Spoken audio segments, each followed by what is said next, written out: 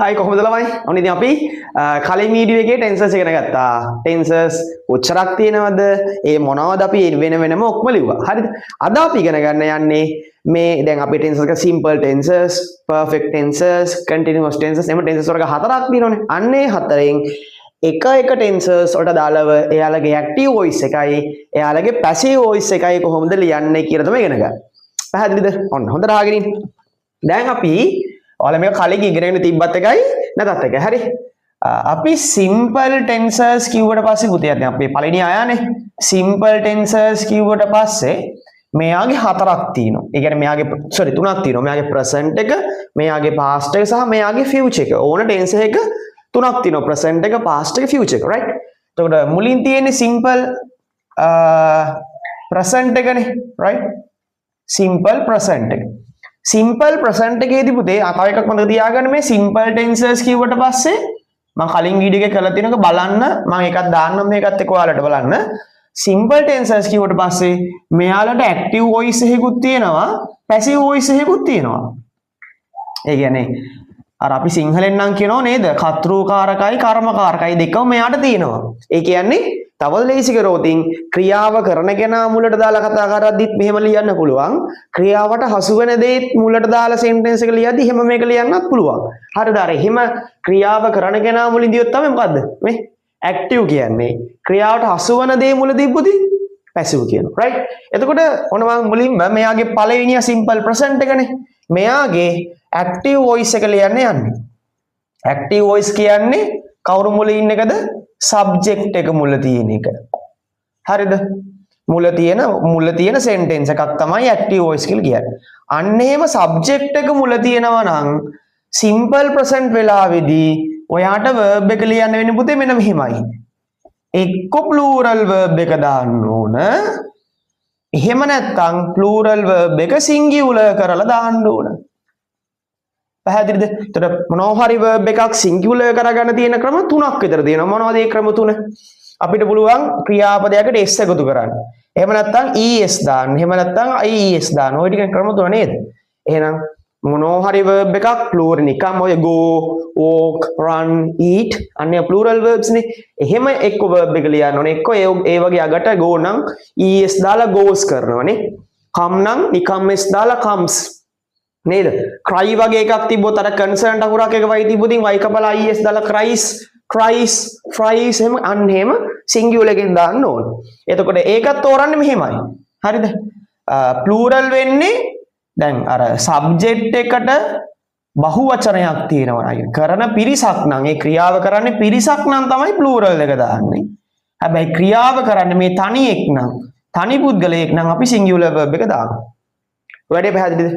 right ඊට පස්සේ ඔය මේ ඇක්ටිව් එකනේ හරිද right ඊට පස්සේ අපි යමු පැසිව් එකට හරිද පට්ට ලේසි පැසිව් වොයිස් එකෙන් පැසිව් වොයිස් කියන්නේ කවුරු මුල ඉන්න එකද ඔබ්ජෙක්ට් එක මුල තියෙන සෙන්ටෙන්ස් එකනේ පැසිව් කියලා කියන්නේ හරිද ඔබ්ජෙක්ට් එක මුල තියෙන සෙන්ටෙන්ස් එක ඒතකොට ඔබ්ජෙක්ට් එක මුල තියෙන සෙන්ටෙන්ස් එකක් නම් අපිට මෙහෙම verb එක ලියන්න බෑ තේරුණාද singular plural දාලා එහෙම ලියන්න බෑ එහෙම ලියන්නේ subject එක මුල තියෙනවා නම් keep it in your mind right හැබැයි object එකක් මුලට ආවොතින් මෙයාගෙම ඒ verb එක දාගන්නේ මෙහෙමයි හරි ලේසි අපි චූටි කාලේ නම්ම දන්න මෙන්න මේ තුන් දෙනා ගන්නවා කවුද අනේ මේ තුන් දෙනා කවුද am is are හරි am is are අරගෙන ඔයාලා දැන් හැමෝම දන්නවා මොන verb එකක් තියෙද ඕන verb එකකට past participle එකක් තියෙනව නේද අන්න එයා තමයි දාන්නේ දැන් මෙතන කෙලින්ම plural verb එකයි singular verb එකයි දානවනේ මෙතන එහෙම බෑ එයාගෙම passive එක ලියනකොට am is are එක තමයි කවුද past participle එක දාන්න ඕන පැහැදිලිද right ඔන්න ඔහොම තමයි වැඩේ යන්නේ මම වෙලාව දෙන්න ඔයාලා වීඩියෝ එක නිසා ස්ටොප් කරලා note එක දාගන්න හරිද right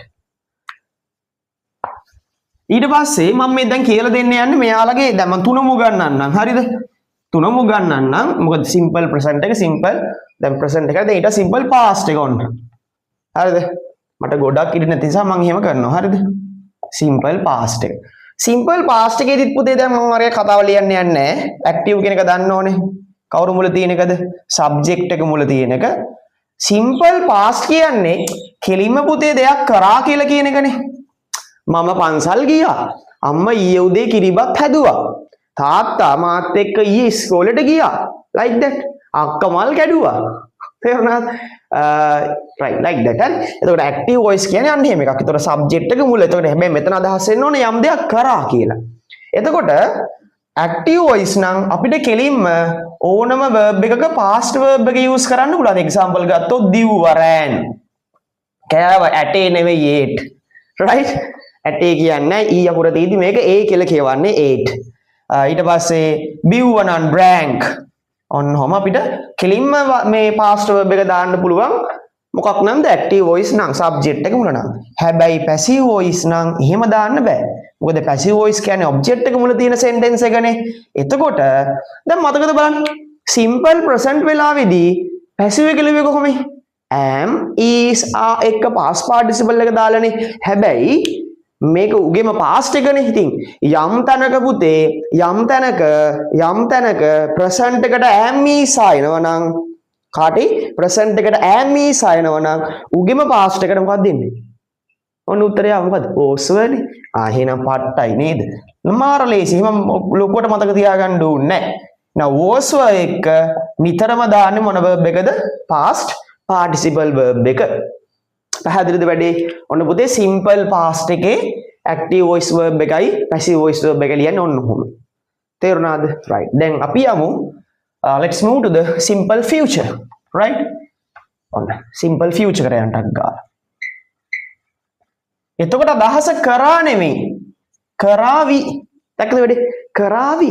අම්මෝ මට අම්ම ගහයි මට නම් බෑ එන්න. ඕක කරොත් අම්ම මට ගහනෝමයි. ගහවි.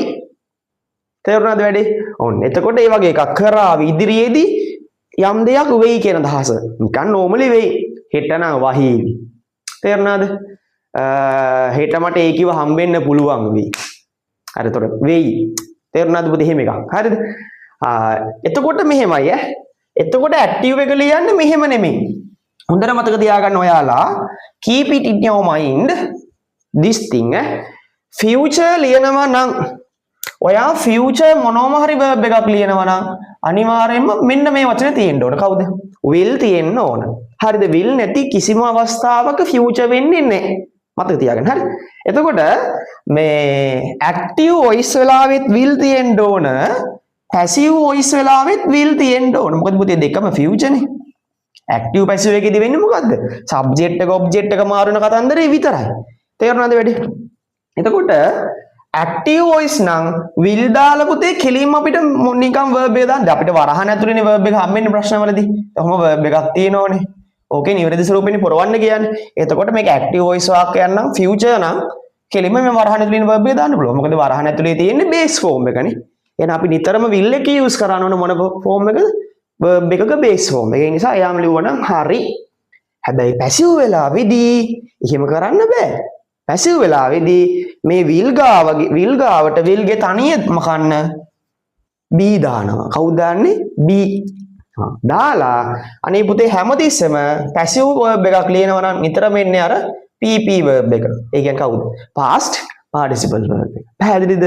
ඔන්න. ඔය තියෙන්නේ simple tenses වල active voice verbs ටිකයි passive voice verbs ටිකයි. පැහැදිලිද?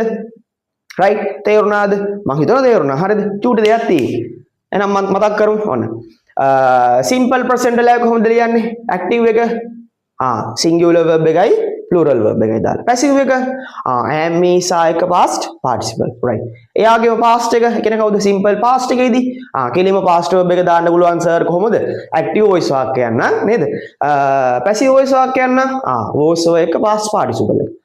එතකොට කියන බන් simple future එක එතකොට සර් මෙහෙමයි එන්නේ active voice නම් අපි will එක නිකම්ම verb එක දානවා passive voice නම් will be එක past participle එක දානවා දැන් මෙහෙමත් හිතන්න පුතේ simple present එකේදී passive ලියන්න am is ආනේ ගත්තේ එතකොට past එකේදී was ගත්තට ඉතින් ඒගොල්ලෝගේ අනාගත කාලේනේ will be කියන්නේ am is was will be අන්න ඒ තුන මතක නම් වැඩේ හරි එහෙනම් මම චුටි note එකක් දෙන්නම් ඔයා simple tenses වල හරිද ඔයා simple tenses වල passive voice verb ලියනවා නම් අමාරුයි මතක තියාගන්න ඕනේ නැහැ පුතේ කරන්න තියෙන්නේ මොකද්ද be verb එකත් එක්ක දාන්න තියෙන්නේ past participle එක. ඒතකොට be verb කිව්වට පස්සේ bit එක am is තියෙනව නේද? එයාලගේ අතීත කාලයේ වෝස්ව තියෙනවා. බලන්න පට්ට ලේසි පුතේ මේ ඔයාලා රටාවේ අහුවෙන්නේ නැතුව ඇති ගොඩක් ළමයිට. හරිද? ඊට පස්සේ will be තියෙනවා. එතකොට මෙයාත් එක්ක මෙයා දැම්මොත් simple present එකේ passive එක, මෙයාත් එක්ක මෙයා දැම්මොත් simple past එකේ passive එක, මෙයාත් එක්ක මෙයා දැම්මොත් simple future එකේ passive එක. පැහැදිලිද? right. දැන් මම ඔයාලට ඊළඟ කොටස විදියට කොහොමද simple present tense වාක්‍යයක් හොයාගන්නේ සහ ඒ වගේ එකක කොහොමද අපි verb එක හරියට පුරවන්නේ? මොකද අපිට හම්බෙන්නේ මෙහෙමනේ පුතේ. fill in the blanks with the correct form of the verb given within brackets. ඔහොමනේ. හිස්තන පුරවන්නලු verb එකේ නිවැරදි ස්වරූපයෙන් කොහේ දීලා දිනද? වරහන් ඇතුලේ දීලා තියෙන්නේ. පැහැදිලිද? right. අපි ඒකට ටක් ගාලා කරුම් බලන්න. මම චුට්ටක් මේක මකා ගන්නකම් මට චූටි කාලයක් දෙන්න. right. ඔන්න බලන්න හොඳට අහගෙන ඉන්න ඈ. ඔයාලා කලින් පන්ති ගියාම මේ වීඩියෝ එක බලනවා නම් ඔයාට මේක පුළුවන් වෙනවා. විශ්වාස කරන්න. වචනේ විශ්වාස කරලා හොඳට අහගෙන ඉන්න අනිවාර්යෙන් පුළුවන් වෙනවා. හරිද? right. පුතේ simple tense වල නේද? දැන් simple present කියලා ගන්නකො අපි. simple present වෙන්න නම් දැන් අපි මුලින්ම මෙහෙමයි. දැන් මම උදාහරණයක් ලියන්නම්කෝ. දැන් මේ වගේ එකක් හිතන්නකෝ. ඔන්න හිතන්න මෙහෙම. කමල් ඔහොම ඉස්තනක් තියෙනවා. verb එක visit his grandparents ඔන්න බලන්න ඉතුරු කැලේ මම මෙහෙ ලියනවා every year. හරිද? කොහොමනේ අපිට හම්බෙන්නේ නේද පුතේ? ඔය වගේ sentences පහක් ඇතුළත් වෙච්ච එක paragraph එකක්නේ අපිට විභාගේ හම්බෙන්නේ 12 වෙනි ප්‍රශ්නෙට හරි 10 වෙනි ප්‍රශ්නෙට හරි. එතකොට හැබැයි එතන තියෙන පුතේ මේක තමයි අපිට ඒ පැරග්‍රාෆ් එක සිද්ධියක් ගැන තියෙන්නේ. එතකොට අපිට එක තැනක කාලය හොයාගත්තට පස්සේ මේක දැන් පැරග්‍රාෆ් එකේ මුල අතීත කාලයේ දෙයක් නම් තියෙන්නේ. ඒක මැද හරියටම තියෙන්නේ අතීත කාලයේ සිද්ධියක්මනේ. ඒකට දාලා සිද්ධියක්නේ. එහෙම කාලේ මාරු වෙනවා නම් today at present වගේ එහෙම ටක් ගාලා කාලේ මාරු වෙන වචනයක් දෙනවා. පැහැදිලිද? එතකොට මෙතනදී පුතේ අපි මේ වගේ ප්‍රශ්නයක හිස්තැන් පුරව ගන්න අපි මුලින්ම බලන්න ඕන ටෙන්ස් එක මොකක්ද කියලා. මොකද අපි දන්නවා පුතේ නේද ටෙන්ස් එකත් ඕන වෙනවා ටෙන්ස් එකට දාලා ඇක්ටිව්ද පැසිව්ද කියලාත් වාක්‍ය හොයාගන්න ඕන වෙනවා. එතකොට මුලින්ම ටෙන්ස් එක හොයාගත්තට පස්සේ දෙකකින් එහෙම පිළිවෙලක් නැහැ. කොහොම හරි මේ දෙක හොයාගන්න ඕන. හරිද? ටෙන්ස් එකයි වොයිස් එකයි හොයාගන්න ඕන. වොයිස් එක හොයාගන්න පුළුවන් නේද? කොහොමද වොයිස් එක හොයාගන්නේ? සබ්ජෙක්ට් එක මුල නම් ඇක්ටිව් කියනවා, ඔබ්ජෙක්ට් එක මුල නම් පැසිව් කියනවා. නේද වැඩේ? එහෙනම් ඒක හොයාගන්න පුළුවන්. ඒක අවුලක් නෑ. it's okay. දැන් අපි ටෙන්ස් එක හොයාගන්න ඕනේ. ටෙන්ස් එක හොයාගන්නේ කොහොමද? ටෙන්ස් එක හොයාගන්න අපිට වචන දෙනවා. හොඳට මතක තියාගන්න පුතේ. මෙන්න මේ වචනේ. මෙන්න මෙයා මං නිල් පාට පෑනෙන් මේ කොටු කරන්නම්. මෙන්න මේ වචනේ මේ every එක මෙතන මොනව තිබ්බත් අවුලක් නෑ. every තියෙනවා නම් රත්තරන් පුතේ every තියෙනවා නම් අනිවාර්යයෙන්ම simple present tense. හැමදාම කියන එකනේ every හැම අවුරුද්දෙමනේ පුතේ. දැන් මේමයි කමල් විසිට් කියන්නේ බලන්න යනවලු his grandparents. ඔහුගේ ආච්චිලා සීයලා බලන්න යනවලු හැම අවුරුද්දෙම. එතකොට අපි හැම කෑල්ලත් එක්ක නිතරම එන්නේ යනවානේ. මම හැමදාම ඉස්කෝලේ යනවා. අපේ අම්මා හැමදාම උදේට උයනවා. අර හැම කියන කෑල්ලත් එක්ක නිතරම එන්නේ කරනවා කියන අදහස. ඒකයි මම කියන්නේ every කියන එක આવොත් නිතරම තියෙන මොකද්ද? simple tenses වල simple present එක. දැන් හරි. දැන් අපි දන්නවා tense එක. tense එක simple present. voice එක බලන්න visit නේ verb එක. මේ ක්‍රියාව කරන කෙනාද මේකේ subject එකද මුල තියෙන්නේ මේකේ object එකද? යන්නේ කමල්නේ. හතු පුතේ කමල් තමයි යන්නේ කවුරු බලන්නද? ආච්චිලා සීයලා බලන්න. එහෙනම් මේක තමයි මේ වාක්‍යයේ object එක. එහෙනම් මෙයා අනිවාර්යයෙන්ම වක් වෙන්න ඕනේ මේ යන කෙනානේ. එහෙනම් subject එක. එහෙනම් subject එක මුලට ආවොතින් අනිවාර්යයෙන්ම මොන voice ද? active voice. එහෙනම් ඔන්න ඒකත් හරි active. දැන් අපි මම ඉගෙන නේද? simple present එකේ active එක කොහොමද ලියන්නේ? was am is කතාවක් වුණ am is එක past participle ආවේ active එකේනේ. එහෙනම් මෙතනදී අපිට කෙලින්ම එක්ක singular verb එක දාන්න ඕන. පැහැදිලිද? එක්ක plural verb එක දාන්න ඕන. ඔන්න. ඉතින් කමල් කියද්දි එකෙක් නේ පුතේ කොල්ලෙක් නේ ඌ. එහෙනම් අපිට plural දාන්න බෑනේ. plural දාන්න බෑ කියන්නේ මේ verb එක මෙහෙමම ලියන්න බෑ. අන්න මොකක් වෙන්න ඕනේ? මෙයා singular වෙන්න බෑ. එහෙනම් මෙයාගේ යකට s හරි මොකක් හරි අර ක්‍රම තුන එකක් add වෙන්න ඕන. හැබැයි visit කියන එකට add වෙන්නේ s කියන එක. එහෙනම් visits ඔන්න. Kamal visits his grandparents every year.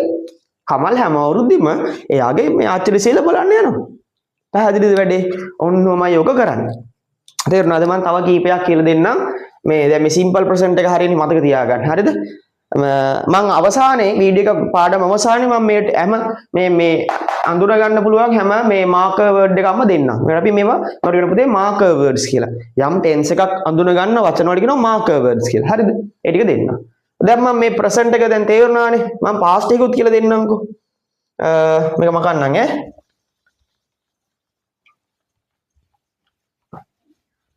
right ඊට පස්සේ බලන්නකෝ පාස්ට් එකක් මම දෙන්න.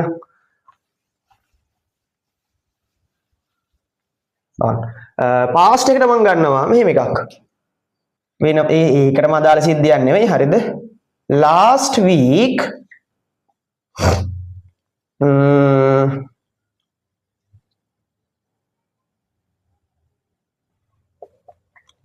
a tree planting program විඩ exam මම මෙහෙට ගන්නවා. ඔන්න හිස්තන conduct by our school. On දැන් බලන්න පුතේ ඔන්න sentence එක. last week a tree planting program conduct තමයි verb එක by our school. දැන් හොඳට බලන්න. මෙන්න මෙයා බලන්න කවුද? last. පුතේ දැන් මේකෙත් verb එක පුරවන්න ඕනේ හරි form එකේ. එහෙනම් නිතරම voice එක බලන්න ඕන. ඊට පස්සේ මොකක් බලන්න ඕනද? tense එක බලන්න ඕන. හරිද? voice එකයි tense එකයි බලන්න ඕන. හරි. බලන්න මුලින්ම මෙන්න මේ වචනේ last. එහෙනම් පුතේ මතක තියාගන්න last කියන්නේ පසුගිය කතාවක්. ගිය සතියේ. ගිය සතියේ නම් අපි අනිවාර්යෙන් කියන්නේ කරා කියලානේ. නේද? එහෙනම් අනිවාර්යයෙන්ම මතක තියාගන්න last කියන වචනේ ආවොතින් හරිද? simple past tense. මේ ආවොත් පුතේ නිතර මොකද ගන්න වෙන්නේ? simple past tense. නිකම්ම දෙයක් කරා. මම ගියේ සතියේ ඉස්කෝලේ ගියා. මම ගියේ සතියේ එයාත් එක්ක කතා කරා. දැක්කද? එතකොට එහෙනම් voice එක tense එක මොකද්ද? simple past. එයා ගියේ සතියේ මගෙන් අතින් ඇල්ලුවා. එයා ගියේ සතියේ මගේ අතින් ඇල්ලුවා. අන්න දැක්කද? simple past. හරිද? voice එක බලන්න. verb එක මෙයානේ conduct. conduct කරපු කෙනා නම් අපි subject කියනවා. කරපු දේ නම් object කියනවා. එතකොට බලන්න sentence එකේ මුල. මේකනේ මුල කෑල්ල. මේ last week කියන්නේ කාලය හැංග වෙන පදේනේ. එතකොට මේක නේද මේ මුල් කෑල්ල. එතකොට a tree planting program කියන්නේ පුතේ conduct කරපු කෙනාද subject එකද object එකද? object එකනේ නේද? අයි මේකනේ පුතේ conduct කළා. එහෙනම් මේ object එක. object එකක් මුලට ආව කියන්නේ මොන voice ද? passive voice. එහෙනම් අපිට මේකේ verb එක ලියන්නේ මෙහෙමයි. voice එක passive නිසා මේ දෙකටම ගැලපෙන්නේ කවුද? simple past වෙන්නත් ඕන passive වෙන්නත් ඕන. හැබැයි කෙලිම past verb එක දාන්න බෑ. එහෙම දාන්න පුළුවන් ඉන්නේ voice එක active voice නම්. එහෙනම් අපිට ගන්නනේ කවුද? was හරි were හරි එක past participle verb එක. එහෙනම් ඉතින් a tree planting program කුම එකයිනේ. එහෙනම් කවුද ගන්න වෙන්නේ අපිට උත්තරේට? was. එහෙනම් was එක මෙයාගේ past participle එක conduct නේ. පට්ට ලේසි past participle එක හදාගන්න. ed දාගන්න. conducted. sorry. වඩයි නෑ. අය මුන්දම ලියන්න. conducted. පැහැදිලිද වැඩේ? තේරුණාද කරන්න ඕන විදිය? right. එහෙනම් ඔන්න මම මේක පැහැදිලිනේ මම දැන් අර marker words එක දෙන්නම්. හරිද? ඔයාලා මම මේ හරියම දෙන්නම්කෝ. එතකොට පැහැදිලිනේ. දැන් මම ආයි කියනවා every තිබ්බොතින් every ඊට පස්සේ today නේද? ඒ වගේ වචන තිබ්බොතින් simple present කියලා ගන්න. මම මේ මතක් වෙන විදිහට දෙන්නේ. හරිද? simple present. ඊට පස්සේ last previous හරිද? ඊට පස්සේ ඔය වගේ වචන තිබ්බොතින් ඒක simple past කියලා ගන්න. හරිද? simple past. ඊට පස්සේ පුතේ tomorrow හරිද?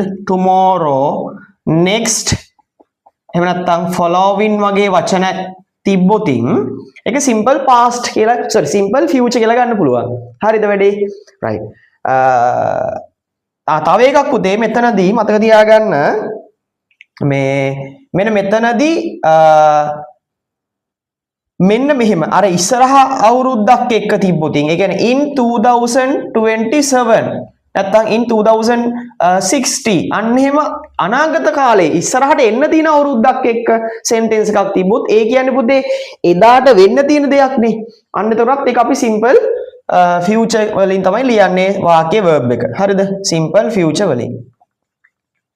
හරිද? කලින් පුතේ මෙන්න මෙතනත් මට ඒක මම පස්සේ ලිව්වා මෙතනදී මේ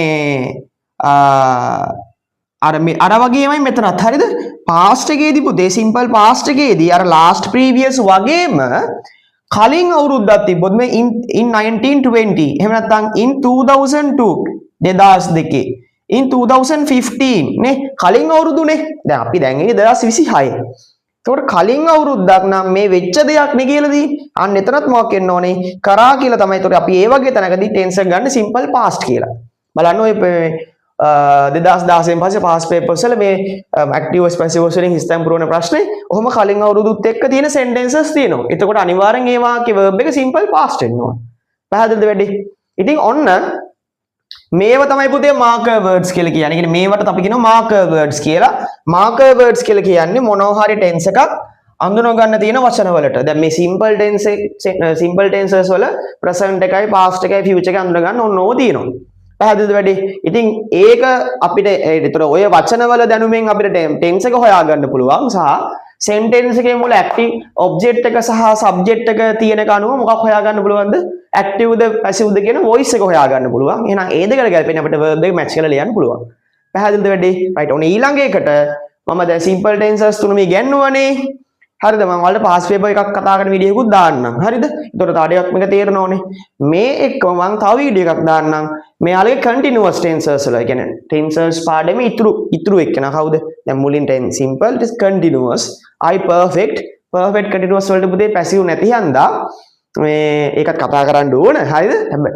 අපි මුලින්ම active passive දෙකම දින කට්ටිය කතා කරමු. එහෙනම් මම ඊළඟට continuous ටික කතා කරලා ඊට පස්සේ perfect ටික කතා කරලා පස්සේ තියාගෙන perfect continuous එක. තේරුණාද? මොකද යාළුවට active voice එකක් විතරයි තියෙන්නේ. හරිනේ නා? ජය වේවා. ඊළඟ එකේදී සෙට් වෙමු.